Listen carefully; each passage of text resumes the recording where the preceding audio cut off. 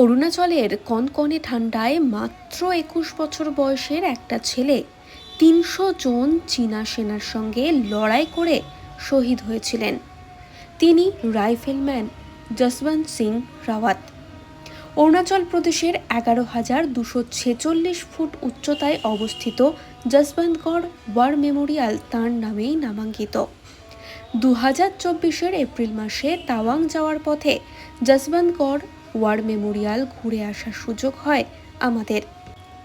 সেখানকারই একটা ছোট্ট ভিডিও আজ ভাবলাম শেয়ার করি।